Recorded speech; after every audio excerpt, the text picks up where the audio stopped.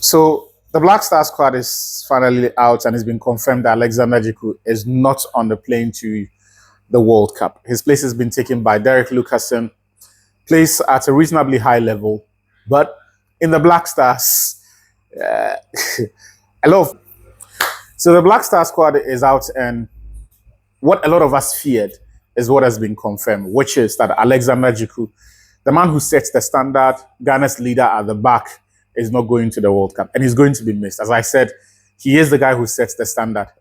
I've spoken to Black Stars players who tell me that beyond setting the standard with his own performance, he organizes the defense, communicates, and is constantly ensuring that the defenders are in place. The space in between their teammates is as is prescribed by the coaches at the time, and so he is mindful of the structure of the team and how the individual components piece together. So he's a very important figure in the national team, and you can understand why they were doing everything possible to get him fit and available for the World Cup. But unfortunately, he's not going. His place has been taken by Derek Lucasen, who plays, I think, in Paphos, I think, in the Champions League. That's a reasonably high level, but there are a lot of reservations about his adaptability to the national team. Also, his style is what has raised a lot of concerns because last time my good friend Nathan Kwa was reminding me that he's been shown 72 yellow cards and 12 red cards in his career. That's a dirty, dirty player who you have to be very sure of the tactical context within which you are going to introduce him in order not to take on the baggage that he comes with. Because 72 yellow cards is a lot. And so I have got my own reservations about Derek Lucasen going into the team.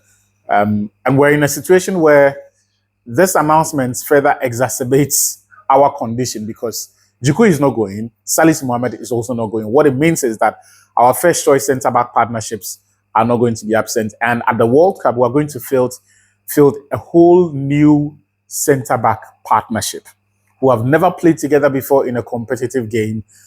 And I suspect the first time we're going to see them will be tonight when they take on Wales. This was very avoidable. I mean, Otuado has been the Black Stars coach for the past 2 years until his sacking, I think at the end of March, or was it early April, after losing those 2 games to Germany and Austria. Because of the horrible decisions that he made in terms of player call-ups and the poor planning in terms of that defense, we are now in a sticky wicket where 1 or 2 injuries and the entire plan is out of the window, and we don't have ready-made replacements for these players.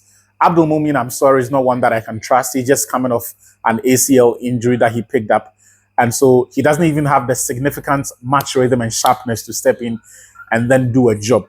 I thought that if in the past, if Otuado had given opportunities to players like Kasim Passa's Nicolas Opoku, who's played 27 games last season, started 30 games in the season just gone by, even Kojo Opompepra, who is likely to start in the current situation much earlier, because these guys didn't become good overnight. Kojo Opompepra has been good for God knows how long. Yes, stepping up at Nice has taken him a few notches higher as far as the spotlight is concerned, but he's been good for a while.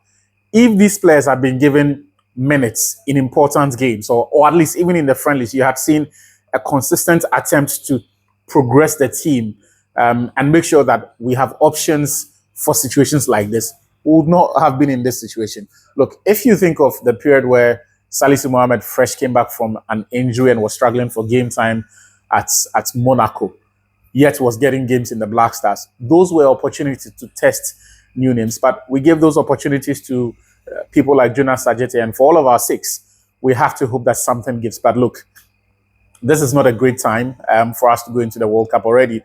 There is no Mohamed Kudus as well, so that is also an absentee that throws a spanner in the works. But yeah, we can only hope and support the Black Stars that when the tournament starts, they will make us proud.